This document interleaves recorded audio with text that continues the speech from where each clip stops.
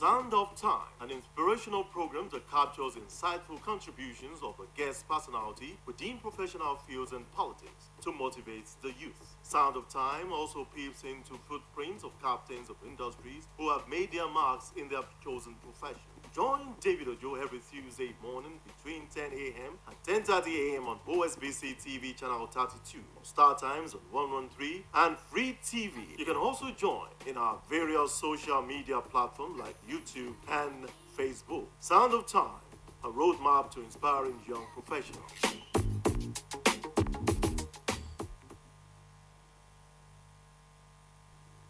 Hello and welcome to your favorite program on OSBC TV. It's time for you to enjoy Sounds of Time. And my name is David Ojo. Yes, you know, as usual on this program, we bring captains of industries, those that have made their mark in their chosen profession. And I must tell you that today my guest is not an exception. Yes, it's someone that has made his mark in his chosen profession and is still making his mark at the moment, but we have a lot to talk about. Yes, at the moment, he's the one of the brains, probably the major brain behind the IGR of this wonderful state of ours. Yes, we have loads to talk about today on Sounds of Time, and he will be giving us some of his background, how it was in the beginning and up to this present moment. My guest this wonderful morning is Honorable Rotimi Odoye. You're welcome to Sounds of Time. Thank you, my dear brother. It's nice meeting you. Yes, nice meeting you as well. And interestingly, I found out when I was having a conversation with you that we came from the same town, Elisha. Of course. All right, that's good. All right, let's set the ball rolling. Let's look at your background. How was it in your growing up days? Yes, thank you very much. I was born to both Ijesha parents in Ile-Ife. My dad, my mom are 100% Ijeshas. My dad left Ilesha to Ile-Ife in the early 50s for Shumalu business. And there and then he got married to my mother, and I was given birth to and all my siblings. I started my primary education at Methodist Primary School, Sabo Ile-Ife. That was January 1965. I left that place and I joined St. John's Primary School, Ilare, still in Ile-Ife. And I left that place in 1971. I went straight to Atakumos High School, Osun, 1972. I left at Atakumos High School, Osun at Form 2. That was, I repeated the class anyway, that's by the way. And I joined Ududua College, Ile-Ife. Yeah, I actually finished my secondary education. And I had a lot of network, both in Elisha and Ile-Ife. So I am a man that is down to the ground. So that means you bread buttered but not sandwich in Ile-Ife. Of course, I was born bread and buttered in Ile-Ife. That is the truth. But my dad has one quality. Be it Easter, be it Christmas and New Year, all of us, we are always in Elisha. And so the Ijesha blood is 100% injected in us. Despite the fact that we were born in Ile-Ife. So the Ijesha blood is injected in us. My dad did that. Well, looking at what you just said now, it just flashed me back during my growing-up days as well. That's what my dad used to do as well. Easter, Christmas, wherever you are in the world, you have to come to Elisha. That's Elisha, yes. That's Elisha. What about Elisha? What is it about that festive period in Elisha? It is full of activities.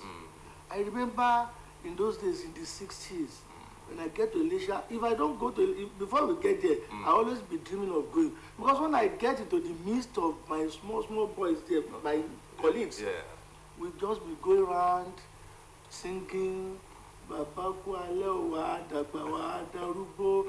those things. And they were giving us half kobo, 8 minutes or something like that. They'll be giving us such money. And after, After we must have done that, around 11 p.m., we sit down there and we share it. What we may get to my hand may not be up to 1 kobo or around 1 kobo, but we are happy. So that comradeship was injected in us. How I wish we fathers of nowadays can do that to our children, but it's unfortunate. We are not. We are not.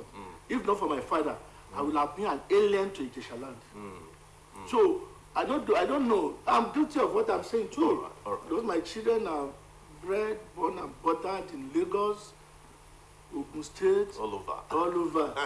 In fact, But they hardly come to Ilesha. I think my last born don't even know my father's house in Ilesha. Can you imagine? Up to now. Can you imagine? And I have tried, but I think it's beyond my power. I think that's where Well, we you find can ourselves. still do more. We can still do I will more. try. I think that's where we find ourselves. No, I will do something. Yeah. Now, I'm returning back to Ilesha very soon. All right. 100%. So they will be forced to come. At least to come and They will visit be you. forced to come. They will come So and visit they have to come. I've told them, I've taken that permission from my children. I am no more ready to face the hustling and bustling life of Lagos any longer. I can't face it again. I live in Osogbo. On Saturday I was in Ilesha. It didn't take me up to 30 minutes. My house to Songo will take me more than 1 hour before I face Oshodi. Before I face this place. No, I can't do that again. So I am comfortable here. I'm okay, even though there is not much money like Lagos here. Oh, yeah. But the peace of life is here. We have better electricity. We have better roads. The food items, everything, a bit cheaper. So we will manage that At least compared to Lagos. compared to Lagos. So what we lose in living Lagos, we are getting here. And what we are some people are losing here, they get in Lagos. You can get to Lagos and make 100,000 a day and go, but you spend about 90,000 a day to make yourself okay. So to me, the life here is peaceful.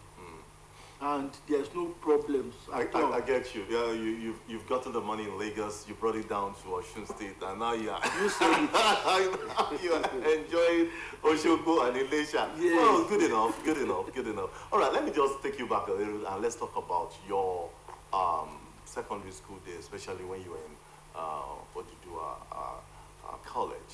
How was it then? Actually, I started my secondary school in Atakumosa High School, Osun. Yeah, you said so. And you said That was 1972. you're from two. Yes. My mother planned a coup and removed me from Atakumosa to Dudua, and I'll tell you why. All right. I was good at playing football. So the first time I had freedom was when I went to boarding school in Atakumosa High School. Right. Nobody was controlling me. So I faced football squarely. I was not minding my education. I failed Form 1. I managed to pass to Form 2. Form 2 to Form 3. I was promoted at Atakumosa to Form 3. But my mother was not happy. He said, ọmọ mélòó ni mo bí kí iye tó ní kàwé. So he connived with my uncle, who was a lecturer, who was a teacher in Oduduwa College. Actually, that my uncle brought me up. Samuel Adewumi Odonye, of blessed memory. May God continue to bless his soul. He changed me. Without my knowledge, I was preparing to go back to Osun. He just said, "You are not going to Osun. Oh, Osun, I will."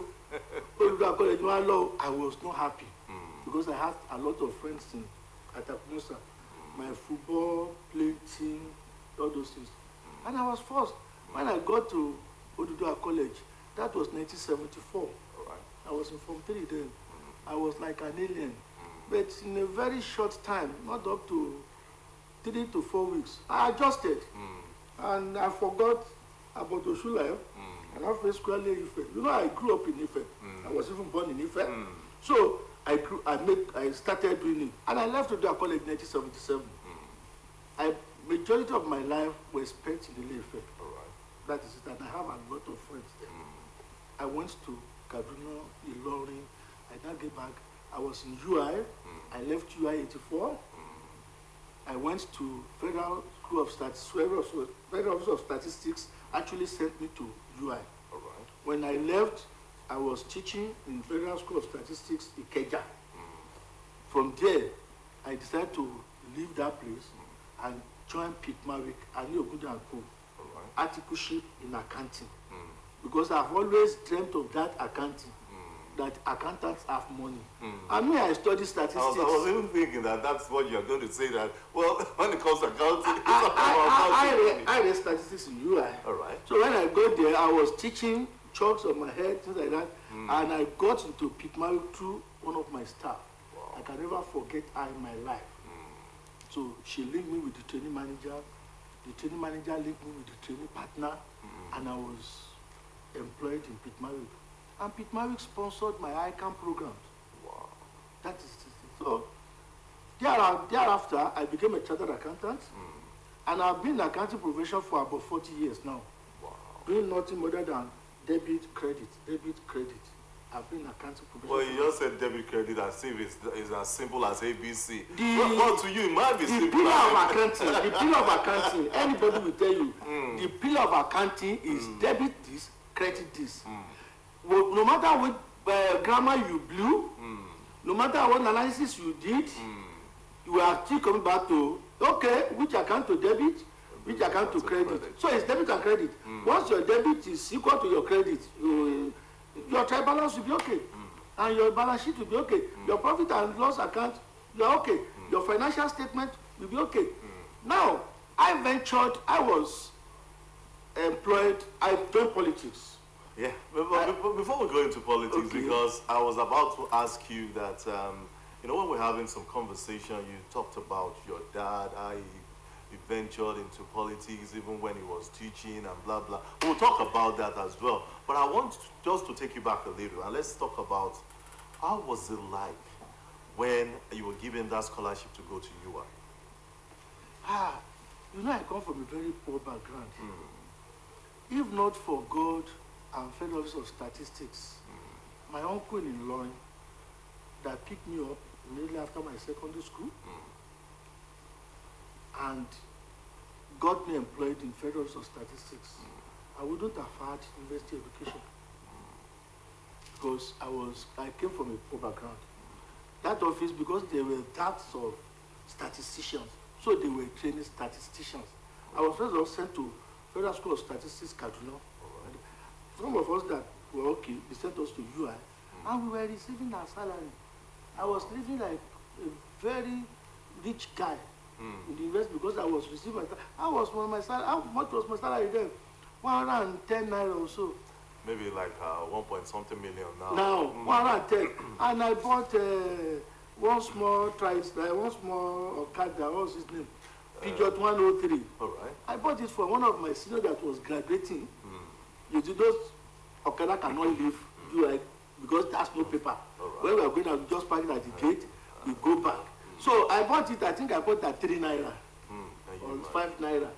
I bought it and I sold it to maybe around 2 or 3 naira when I was living. So I live like a guy that is from a very rich family, courtesy God and Federal Office of Statistics. But when they now took me to School of Statistics in Ikeja, there was this delay in putting me in the level I was supposed to put on level 8 or something. There was this delay, through my students. I just got employed with Pitmawick and Ogun and Co. That was where my story changed. I was trained as an accountant and I was in audit for years. And I participated in the audit of companies that matters in this country. Companies, banks that matter in this country had that opportunity. I participated. So I had a wider knowledge. I left Pitmawick. I was on my own for some times. I joined politics. Politics, ups and downs. I ventured into going to Ogun State House of Assembly. You can imagine. Because my house, everything is in Ogun State. And there's this condition that says if you have stayed in the place for 10 years, you can right. contest. I was known. I used to be a party leader. I think my party, can I mention my party?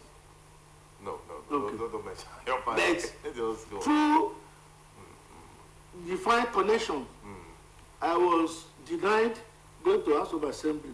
But some leaders there says, this guy is a good guy. He listens to us. let us compensate him. They gave me to be councillor in it for local government. So I was a councillor in it for local governments, and one of the reasons why I love our governor then, that's Governor Daniel. All right. That guy, may God continue to bless him. Through him and the others, even though there are a lot of opposition, Governor Daniel said, give it to this boy. And I was giving. I completed everything, and I left. But somebody said, come and recontest. I said, with this scenario that I've seen, because then they now discover that this guy is an Ijesha man, not an Egba man. This man is an Ijesha man, not an Ijebu man. This man is an Ijesha man, not an Awori man or a Yewa man. So I started fighting those battles, and I was praying. As soon as I completed my tenure 2007, no more contest. But thank God to Governor Daniel, I continue to remember that guy. He paid all our severance. Wow. So I had money at my kitchen. When that one gets done, I now venture into revenue collection. All right. Using my knowledge as an accountant. I wrote proposal. If you cannot give me commissioner, you cannot give me the special advice, at least I work for the party. We work for party together. He now gave me, okay, go and be generating this revenue. And from there, I started generating revenue. I empower so many people. I empower more than 30 people in the state. Wow. Revenue generation. And after some times again, when pattern of governance changed, there are some problems here and there too. I carried my bag and baggages. I came to my state, Osun. At least in this Osun state, nobody can, even hearing my name alone, will tell you that I am a son of the soil. Oh yes. Son of the soil. Oh, Yeah. yeah. Oh, yeah. So I came and I was received with open wide. And I thank God for what I have been doing in Osun, and I'm still doing. Currently I generate revenue for Ministry of Transportation. All right. One of the consultants that generates revenue. I generate too for environment. All right. And I give advice to people. I help people learn what to do. I still do my professional services. All right. You want to write business proposal, I can help you. You want to write cash flow, you want to take loan in bank, you want to do this, I do all those ones. All right. Because I am a certified accountant. I'm a chartered accountant of the Institute of Chartered Accountants of Nigeria. All right. So I do all those things. And yeah, I'm still okay. And I thank God for good health. So no matter that comes to my mind, I just manage. But I'm enjoying my stay in Osun now.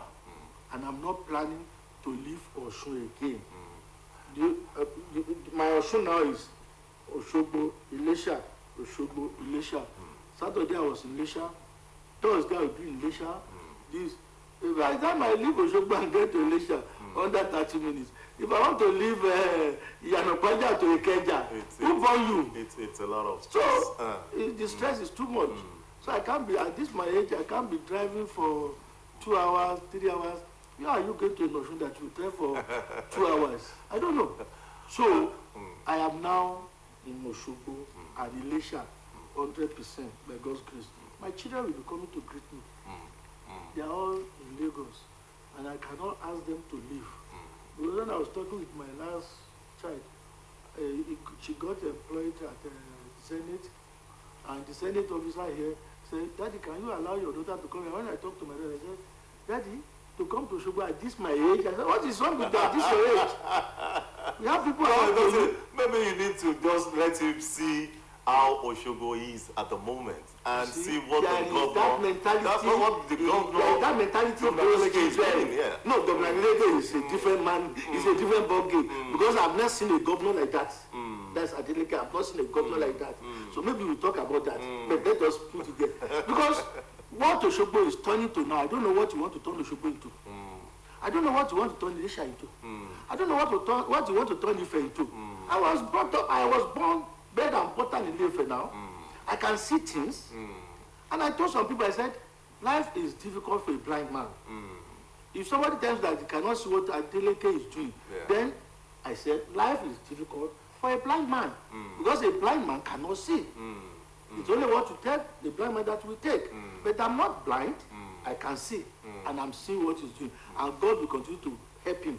And he will achieve greater heights than now. All right, because time is just running fast, and I wish I could just keep, having this conversation with you, because it's... And for you, anytime, too. It is wonderful. But I want just to bring you back a little, and I know you will say the positive side of it, but then looking at,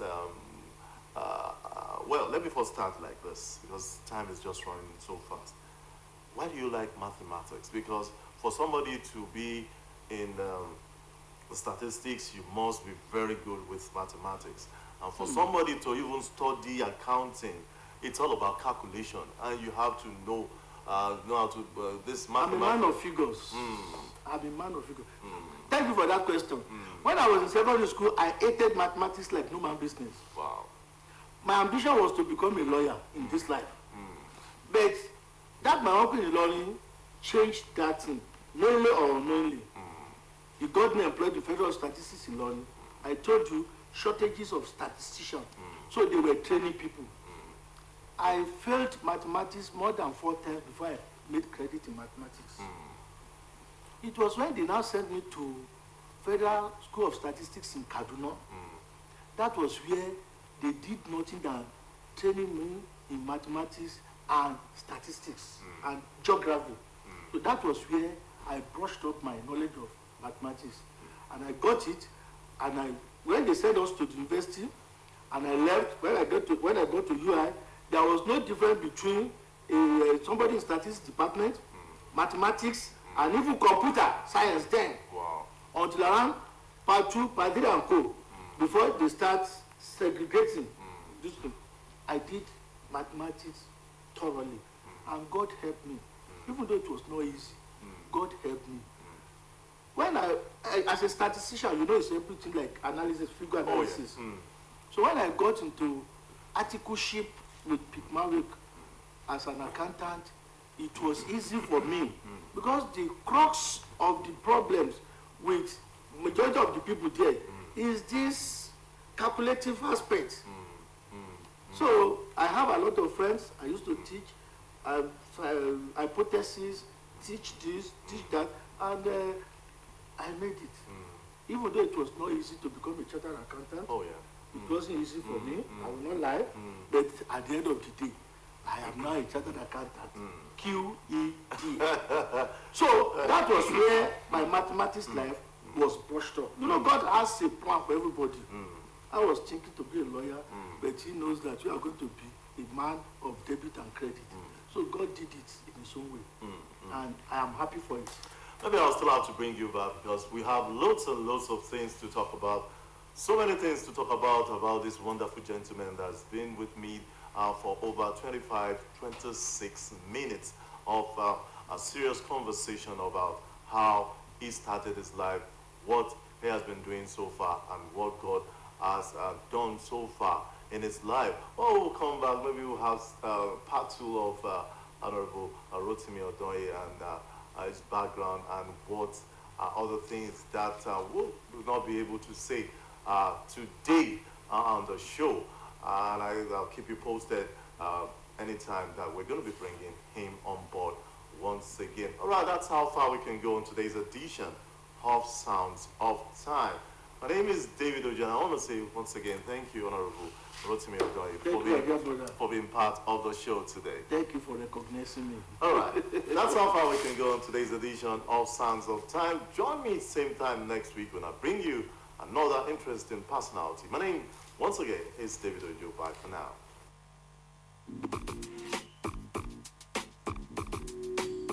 Sound of Time, an inspirational program that captures insightful contributions of a guest personality within professional fields and politics to motivate the youth. Sound of Time also peeps into footprints of captains of industries who have made their marks in their chosen profession. Join David Ojo every Tuesday morning between 10 a.m. and 10:30 a.m. on OSBC TV channel 32. Start times on 113 and Free TV. You can also join in our various social media platforms like YouTube and Facebook. Sound of Time, a roadmap to inspiring young professionals.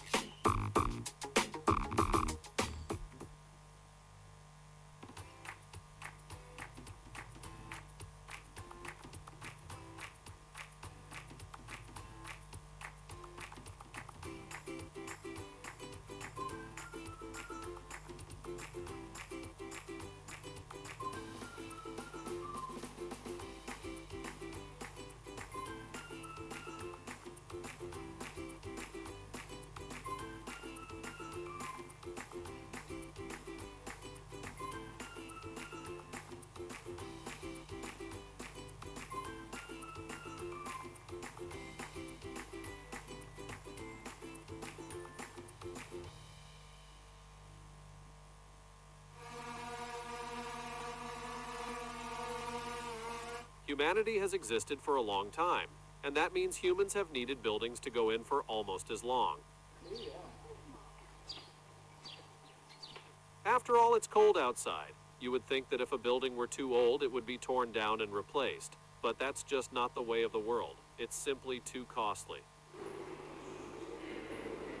And there are buildings still proudly standing that are almost as old as society itself.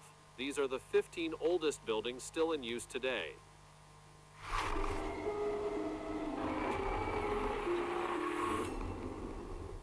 Number 15. Basilica of Santa Sabina. Perched on Rome's Aventine Hill, the Basilica of Santa Sabina stands as a remarkable example of early Christian architecture, offering both historical insights and a thriving religious presence. Constructed during the 5th century under Pope Celestine I and Pope Sixtus III, this basilica is one of the best preserved Paleo-Christian structures in Rome. Its grand architecture provides a window into the design of early Christian churches, including the original saint, Peter's Basilica. One of Santa Sabina's unique features is its ancient cypress wood door, which dates back to the 5th century. This door, encased in a marble frame, is adorned with intricate biblical scenes, including one of the earliest known depictions of the crucifixion. Near the door, a hidden cloister and an orange tree serve as living tributes to the Dominican order, whose headquarters are located here. According to legend, the orange tree may be linked to Saint Dominic, the founder of the order, and could be descended from a tree he planted. Another intriguing element inside is a dark stone on a column, often referred to in local lore as the Devil's Stone, supposedly thrown at St. Dominic. This stone, more likely a Roman weight, adds a touch of local myth to the basilica's rich history. A notable feature within the basilica is a small column set lower in a niche, offering a hint of an earlier structure that preceded the current basilica. The marble floor of Santa Sabina is also noteworthy for its embedded tomb slabs, including those of the Master General of the Dominican Order from the late 13th to early 14th century. These slabs provide a glimpse into the past and underscore the basilica's ongoing spiritual significance. Number 14. The Pantheon. The Pantheon, an iconic Roman structure, had to be featured on our list. Built around 125 AD during the reign of Emperor Hadrian, this marvel has seamlessly blended into contemporary use while retaining its ancient charm.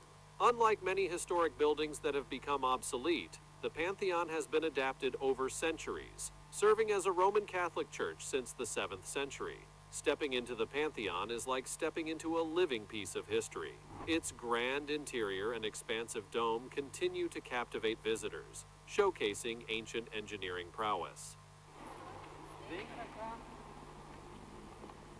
The Pantheon's dome remains the world's largest unsupported concrete dome, with an oculus at its center that allows natural light to flood the interior, creating a dramatic effect. Architecturally, the Pantheon is a testament to Roman grandeur, featuring Corinthian columns and a vast dome that highlights the ambition of Roman builders. The oculus not only enhances the visual appeal, but also demonstrates the precision of ancient construction techniques. While the Pantheon's original function is still a topic of debate, whether as a temple or a site for imperial ceremonies, its role as a symbol of architectural and imperial excellence is undeniable. Over the centuries, the Pantheon has weathered various challenges, including fires and lightning strikes, and has adapted to different uses while maintaining its historical essence. Its influence is seen in the work of neoclassical architects who drew inspiration from its design, echoing its portico and dome in structures worldwide. The Pantheon's enduring legacy continues to inspire and awe,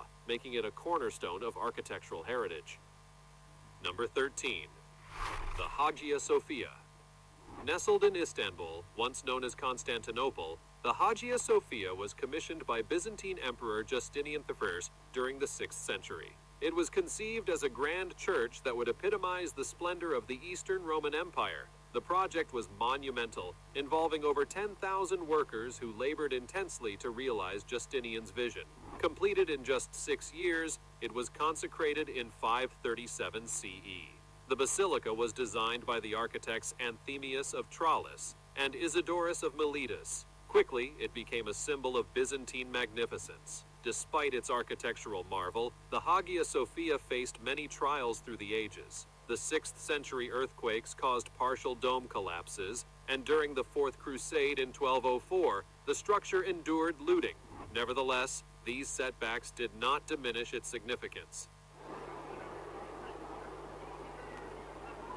In 1453, following the Ottoman conquest of Constantinople, the Hagia Sophia was transformed into a mosque. This conversion involved adding a pulpit and incorporating Islamic architectural elements. The interior was decorated with elaborate calligraphy and tile work, blending Byzantine and Ottoman styles. In 1935, under Turkish President Mustafa Kemal Atatürk, the Hagia Sophia underwent another significant change, becoming a secular museum.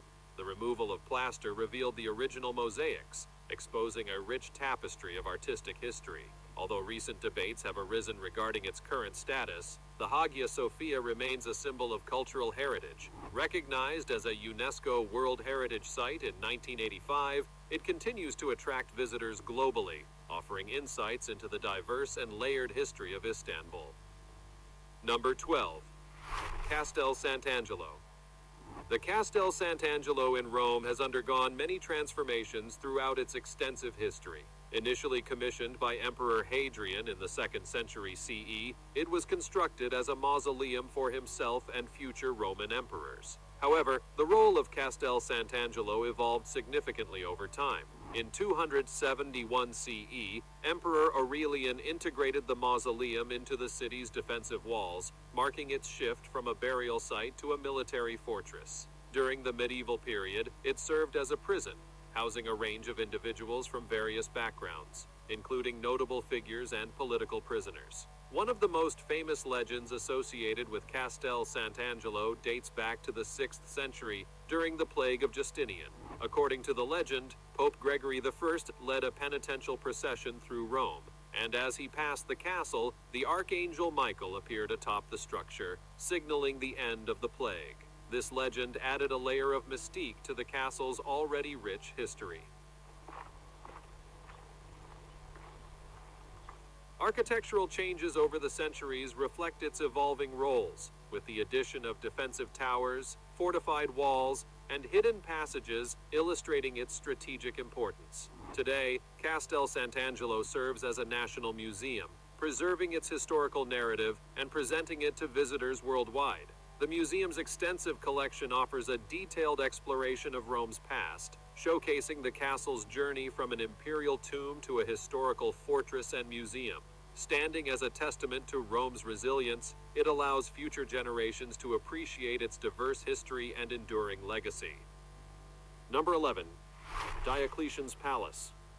The Diocletian's Palace in Croatia presents a striking blend of ancient history and modern functionality. This UNESCO World Heritage Site, renowned for its well-preserved Roman architecture, now accommodates a contemporary grocery store within its historic walls. The Mala Pepliceva Palace, a structure from the 13th century, later renovated by the Venetian architect George Dalmatiac, forms part of Split's rich historical fabric.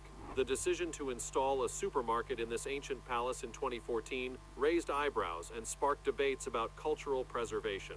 From a practical perspective, incorporating a modern grocery store into a historical structure introduces various challenges. Regular deliveries and the necessary infrastructure adjustments must adhere to strict conservation guidelines.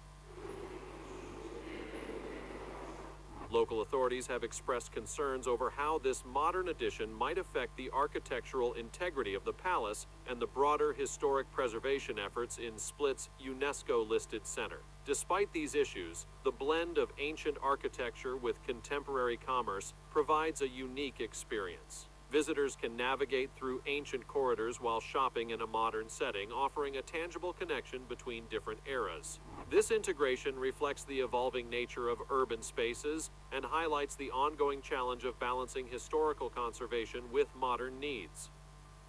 Number 10. The Nanshan Temple. Perched on Mount Wutai in Shanxi, China, the Nanshan Temple has stood since the Tang Dynasty, dating back to 782 CE.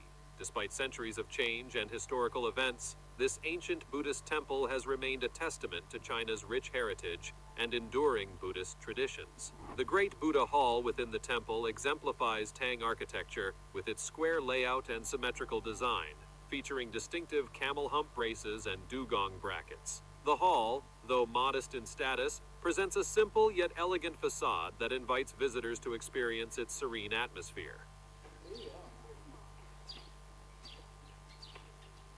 The temple houses impressive sculptures, including the central figure of Sakyamuni seated on a throne, surrounded by intricately detailed attendants and celestial beings. Despite enduring challenges such as earthquakes and renovations, the Nanshan Temple has emerged as a symbol of resilience and cultural significance. Visitors to the temple are enveloped in the timeless essence of Buddhist wisdom and artistic beauty. From its origins in the Tang Dynasty to its current status as a revered cultural landmark, the Nanshan Temple stands as a beacon of hope and enlightenment, continuing to inspire and guide generations with its profound teachings. Number 9. Horyuji Temple. Horyuji Temple, located in Ikaruga City, Japan, stands as one of the oldest temple complexes in the world, with some of its wooden structures dating back over 1,400 years. Built between 552 and 710, this temple complex has been carefully preserved through various repairs and renovations, representing a unique blend of historical continuity and religious importance. Upon entering, visitors encounter a serene courtyard that houses the main hall and the iconic 5-story pagoda, the oldest building within the complex. According to legend, the wood used for this pagoda was harvested in 594, underscoring its ancient origins and craftsmanship. Among the temple's architectural treasures is the octagonal Hall of Dreams. Constructed around 739, this hall is recognized as Japan's oldest surviving octagonal building. Founded in 607 by Prince Shotoku, a prominent Buddhist figure, Horyuji played a crucial role in spreading Buddhism throughout Japan and beyond. The temple houses approximately 2,300 invaluable artifacts, including some of Japan's earliest Buddha statues. Designated a UNESCO World Heritage Site in 1993, Horyuji is less known to international tourists, but remains a vital cultural and historical site. The surrounding town of Ikaruga offers a tranquil setting with its forested areas, farmlands, and historical traces of the temple's past artisans. Despite its ancient roots, Horyuji continues to function as an active monastery, upholding centuries-old traditions and spiritual practices. Number 8. Kyrkjebøa Garder. Kyrkjebøa Garder, situated in the Faroe Islands, is celebrated as one of the world's oldest continuously inhabited wooden houses, with a remarkable history extending over 900 years. Originally established as a Catholic seminary, it evolved into the largest farm on the Faroe Islands. The survival of this ancient wooden structure is particularly notable given the region's lack of forests and limited timber resources. According to local legend, the timber used for its construction was mysteriously delivered pre-bundled by the sea, adding an element of intrigue to its history. Managed by the Patterson family through 17 generations, Kyrkjebøa Gardur reflects a rare continuity of heritage. The house includes the Rojkstova, or smoke room, which dates back several centuries. The Loftstoven, or loft room, holds historical significance as the location where the oldest known document from the Faroe Islands was created in 1298. Nearby stands the evocative St. Magnus Cathedral, a symbol of the region's medieval past. Although incomplete, the cathedral now functions as a museum, offering insights into its rich history and cultural significance. The museum operates on a trust-based payment system, embodying the Faroese spirit of communal care. Adjacent to the cathedral, a small islet contains remnants of the village history, including structures lost in a devastating 16th century storm. Visitors to St. Magnus Cathedral are enveloped in the enduring charm of Faroese culture and resilience. Now it's time for the sweet topic. If you saw this building, you would assume it is not used anymore, and I wouldn't blame you. It is in a serious state of disrepair. That's because it is hundreds of years old. Age will do funny things to stuff. Don't judge. You'll look rough when you're hundreds of years old. Madly, though, it is still in use. Situated in Estonia, it was once an important political building. Due to the significant weight it holds in the country's culture, they couldn't quite bring themselves to be fully distant from it. So, even though it is relatively unsafe to be inside, many major politicians still have one meeting a year within the building for reasons of tradition. Here's hoping it never collapses on them. As always, let us know your thoughts in the comments section down below using the hashtag #SweetTopic. Number 7. The Arles Amphitheater. The Arles Amphitheater, located in the town of Arles in southern France, is a stunning example of Roman engineering and architectural excellence. Constructed in 90 AD, this monumental structure was designed to host grand events such as chariot races, gladiatorial contests, and theatrical performances, drawing crowds of over 20,000 from across the region. Spanning more than 450 feet, the amphitheater showcases the scale and sophistication of Roman entertainment venues. Modeled after the Colosseum in Rome, the amphitheater features an oval arena surrounded by tiers of seating, arcades, and a network of galleries and staircases that facilitated crowd movement. After the fall of the Western Roman Empire in the 5th century, the amphitheater underwent a significant transformation, becoming a fortified town center with over 200 houses built within its walls. This adaptation included public squares and chapels, turning it into a bustling residential area.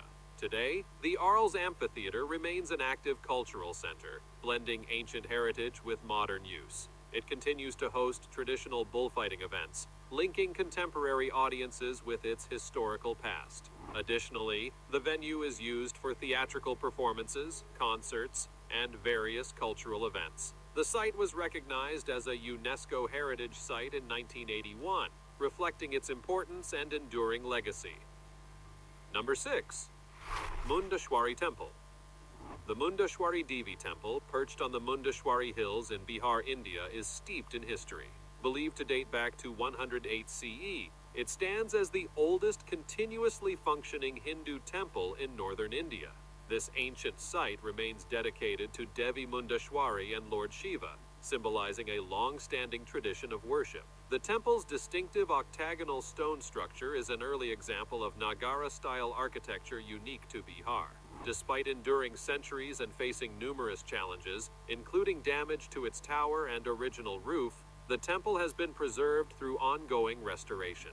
The Archaeological Survey of India and Indian government efforts have been crucial in maintaining this landmark. Recent updates, such as solar-powered lighting, enhance both visibility and sustainability while honoring the temple's historical character. The restoration projects have involved detailed interior cleaning, repairing religious idols, and cataloging scattered stone fragments, all supported by government funding. These improvements ensure that the temple remains accessible and well-preserved for future generations, balancing modern needs with respect for its ancient heritage. Number 5. The Monastery of St. Catherine. St. Catherine's Monastery, located at the base of Mount Sinai in Egypt's Sinai Peninsula, has a rich history that stretches back to the 6th century AD. Constructed between 548 and 565 AD by Byzantine Emperor Justinian I, it holds the title of the oldest continuously inhabited Christian monastery in the world. The monastery is traditionally believed to be on the site where Moses encountered the burning bush, adding profound spiritual significance for Christians, Muslims, and Jews alike. One of its standout features is the ancient library, operational since the monastery's founding. This library boasts an impressive collection of codices and manuscripts, ranking as the second largest collection globally after the Vatican Library. Among its treasures are the Codex Sinaiticus from 345 AD, a key biblical manuscript, and a 5th century copy of the Gospels. The collection also includes documents about the lives of holy women from 779 AD, and the Apology of Aristides, a crucial text, with its original version lost. Besides its literary wealth, the monastery houses possibly the largest collection of early Christian icons, dating back to the 5th and 6th centuries. These preserved icons offer a rare glimpse into the evolution of religious art within the monastery.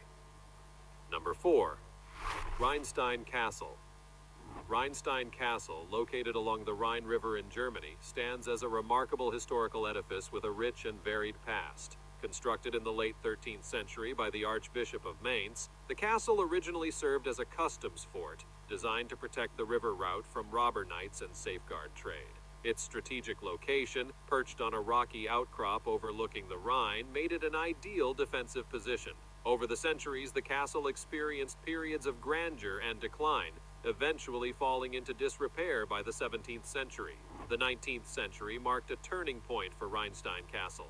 In 1823, Prince Friedrich Wilhelm of Prussia purchased the dilapidated ruins and initiated a comprehensive restoration project. His vision was to transform the castle into a picturesque symbol of Romanticism, a popular movement in art and architecture that idealized medieval themes. Under his stewardship, the castle was meticulously reconstructed, reflecting the architectural styles of the period while incorporating modern amenities of the time. The restoration not only preserved the castle's historical character, but also integrated new elements, such as the neo-Gothic chapel and ornate interiors. Today, Rheinstein Castle remains a captivating destination for visitors. The castle's well-preserved features include a functioning drawbridge, a portcullis, and a 500-year-old grapevine that continues to yield grapes each year. The surrounding landscape is equally enchanting, with a 19th century park that includes meandering paths, serene waterfalls, and panoramic viewpoints. The castle's museum offers insights into its history and the daily life of its past inhabitants. Additionally, the castle's crypt, located beneath the neo-Gothic chapel, serves as the final resting place for Prince Friedrich and his family, adding a personal and historical dimension to the castle's legacy. Rheinstein Castle also hosts various cultural events and activities, including medieval fairs and classical concerts, which attract visitors and enhance the castle's role as a living historical monument. Its continued preservation and use as a cultural venue exemplify the successful blending of historical preservation with modern engagement. Number 3. Taos Pueblo. Taos Pueblo, nestled in the Taos Valley of New Mexico, is a celebrated Native American settlement that holds the prestigious designations of UNESCO World Heritage Site and National Historic Landmark. Known also as Pueblo de Taos, this community has been continuously inhabited for centuries. The settlement's origins are somewhat enigmatic due to the tribal customs that preserve its oral traditions. Scholars estimate that Taos Pueblo dates back to around 1000 CE, with the construction of its adobe structures taking place between 1000 and 1450 CE. These buildings are distinguished by their traditional architecture, featuring unique adobe designs with minimal modern modifications. Taos Pueblo's architecture reflects its adaptation to the local environment, with its multi-storied adobe buildings designed to maintain interior temperatures in the harsh desert climate. The Pueblo's distinctive design includes thick adobe walls, small windows, and flat roofs, all built to maximize natural cooling and heating. The community's structure also includes a central plaza, which serves as the heart of social and ceremonial life. The resilience of Taos Pueblo is remarkable, as it has preserved its cultural and historical integrity despite the passage of time. The community's decision to remain largely isolated from mainstream America helps safeguard its sacred history and traditions. This preservation underscores the strong connection between the residents and their ancestral lands. The settlement continues to practice traditional ceremonies and festivals, such as the annual Taos Pueblo Feast Day, which draws visitors and serves as a living testament to the Pueblo's rich cultural heritage. The continued existence of Taos Pueblo amidst changing historical currents highlights the profound relationship between its people and their heritage. This settlement offers visitors an authentic glimpse into the rich tapestry of Native American life, underscoring the importance of preserving such historical sites. The Pueblo's ongoing efforts to balance tradition with modernity ensure that it remains a vibrant cultural hub while safeguarding its historical significance for future generations. Number 2. The Tower of Hercules. The Tower of Hercules, an enduring marvel of Roman engineering, remains a functional lighthouse to this day. Constructed in the 2nd century, the tower, originally known as Ferrum Brigantium or Brigantia Lighthouse, is remarkably well preserved. Positioned on a small hill, its location was likely chosen for its strategic importance, possibly even serving as a sacred site dedicated to the legendary figure Hercules. According to legend, the tower marks the burial place of Gurion, a giant defeated by Hercules as part of his 12 labors. Legend has it that Hercules ordered a city to be built over Gurion's grave, a story reflected in the city's coat of arms. Over time, the city of Corunna has developed around the Tower of Hercules, which continues to stand as a symbol of strength and myth. Unlike many ancient Roman structures that have deteriorated, the Tower of Hercules has maintained its role and structure, guiding ships along the Spanish coast. UNESCO recognizes it as the only Greco-Roman lighthouse that has preserved both its form and function for centuries. The tower's impressive design includes a cylindrical base and a tower that originally rose to about 30 meters, which was later extended during the Middle Ages. The structure's robustness is partly due to its construction with local granite, which has weathered remarkably well. Historical records indicate that the tower was used not only for navigation, but also for military purposes during the Roman Empire and later periods. The site has been the focus of numerous archaeological studies, revealing remnants of the original Roman beacon and various artifacts from its long history. Additionally, the Tower of Hercules has inspired various artistic and literary works over the centuries, reflecting its significant role in maritime history and local folklore. Its enduring presence continues to captivate visitors, who marvel at its architectural ingenuity and historical significance. The tower remains a focal point for local cultural celebrations and historical tours, offering a tangible connection to both ancient and medieval maritime heritage. Number 1. Acoma Pueblo. The Acoma Pueblo, located in New Mexico, serves as a testament to long-standing human habitation with roots extending over 2,000 years. Founded around 1100 AD, this pueblo has withstood the test of time and historical changes. Initially isolated and challenging to access, the pueblo maintained a peaceful coexistence with the Spanish until tensions emerged in the early 1600s. Despite destructive events caused by the Spanish, parts of the pueblo that are believed to date back to the 1100s still stand today. Newer structures have been built on the same sites as their ancient counterparts. The pueblo's unique location on a mesa provides natural defenses, contributing to its resilience throughout history. The Acoma people have developed a sophisticated system of agriculture, utilizing terraced fields to cultivate crops such as corn, beans, and squash, which are essential to their traditional diet. The pueblo is renowned for its traditional pottery, these all will be available for sale? Which has been made for centuries using techniques passed down through generations. These pottery pieces are celebrated for their intricate designs and are an important aspect of Acoma cultural heritage. Presently, only a few dozen residents live in Acoma Pueblo without modern conveniences such as electricity or running water. Nevertheless, the pueblo remains a vital cultural and historical site. It embodies a living link to the past, where indigenous traditions blend with Christian influences. Acoma Pueblo consists of 4 distinct communities: Sky City, Acomita, Anzac, and McCarty's. Situated approximately 60 miles west of Albuquerque, its elevated location has provided protection and shelter for over 1,200 years, shielding the community from historical conflicts with neighboring Navajo and Apache tribes. Acoma Pueblo is also known for its historical and spiritual significance. The San Esteban del Rey mission, built in the 17th century, is a notable landmark within the pueblo and represents the blending of Spanish colonial and Acoma architectural styles. This mission, with its adobe walls and wooden beams, stands as a symbol of the complex interactions between the Acoma people and Spanish missionaries. The pueblo actively preserves its rich cultural traditions through ceremonies and festivals that continue to be central to Acoma life, attracting visitors interested in learning about the pueblo's heritage and ongoing cultural practices. Have you ever visited one of these ancient buildings? Let us know in the comments below. See you next time!